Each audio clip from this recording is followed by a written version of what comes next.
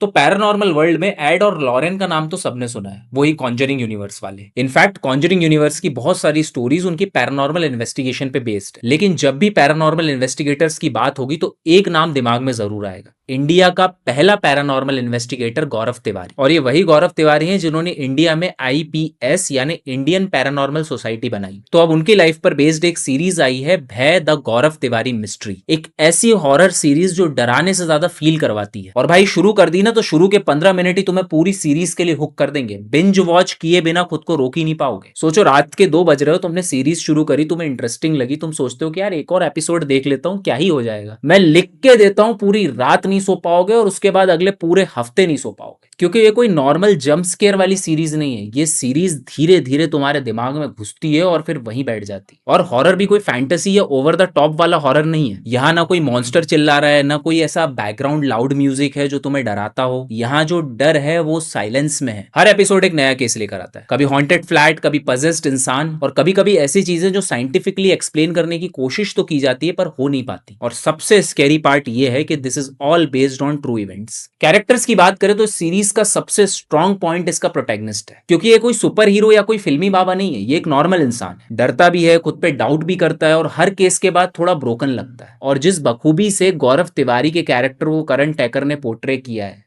भाई सीरीज देखने के बाद तुम उनके डेफिनेटली फैन हो जाओगे। मतलब master class in subtle acting. उनका परफॉर्मेंस कहीं भी लाउड नहीं है, क्वाइट है, और वही चीज स्टोरी को बिलीवेबल बनाती है। तुम उनके साथ खुद को कनेक्ट फील करते हो, ऐसा फील करते हो कि इन्वेस्टिगेशन तुम ही कर रहे हो, पूरी स्टोरी फील होती है। बाकी सीरीज में कल की कोचलिन भी है और उन्होंने काफी इंपैक्टफुल परफॉर्मेंस दी है। एक और कैरेक्टर है मेघा का, जिसे सलोनी बत्रा ने पोर्ट्रे किया है, और भाई क्या बखूबी पोर्ट्रे किया है। सलोनी बत्रा का कैरेक्टर इस कहानी का इमोशनल कोर है। बाकी कुछ कुछ साइड कैरेक्टर्स थोड़ा फीके फील होते हैं और अंडरस्टैंडेबल भी है, क्योंकि सीरीज का बजट काफी कम था। लेकिन जो मेन कैरेक्टर्स ने एक्टिंग की है, they pull it off so well कि कुछ ऐसा नोटिस नहीं होता। तो अगर तुम्हें लगता है कि हॉरर का मतलब होता है एकदम sudden movement, boom, loud sounds, तो भय तुम्हारा पर्सपेक्टिव चेंज कर देगी। तुम्हारे लिए एकदम डिफरेंट एक्सपीरियंस होने वाला है। कैमरा ज्यादा हिलता नहीं है, बैकग्राउंड म्यूजिक भी मिनिमल है, और डर आंखों के सामने कम और दिमाग में ज्यादा फील होता है। नेगेटिव्स की बात करें तो कुछ एपिसोड्स हैं जो कुछ ज्यादा ही स्लो फील होते हैं, कुछ ज्यादा ही ऐसा लगता है कि उन्हें खींच दिया गया है। कुछ केसेस की एंडिंग भी बहुत एब्रप्ट लगती है। तो अगर तुम फास्ट पेस्ड हॉरर एक्सपेक्ट कर रहे हो या तुम फास्ट पेस्ड मूवीज के फैन हो, तो I don't think so you like it that much, क्योंकि बॉस भय का हॉरर एक्सपीरियंस करने के लिए थोड़ा पेशेंस तो चाहिए। तो अगर भय सीरीज नहीं देखी है तो मेरे रिकमेंडेशन पर देख कर आओ, कमेंट में आकर थैंक यू ही बोलोगे। और अगर देख लिए तो कमेंट्स में बताओ कि तुम सबसे ज्यादा कब डरे थे। बाकी लाइक करो, शेयर करो, और ऐसी और वीडियोस देखने के लिए एक्सप्लेन पॉप को सब्सक्राइब करना मत भूलना।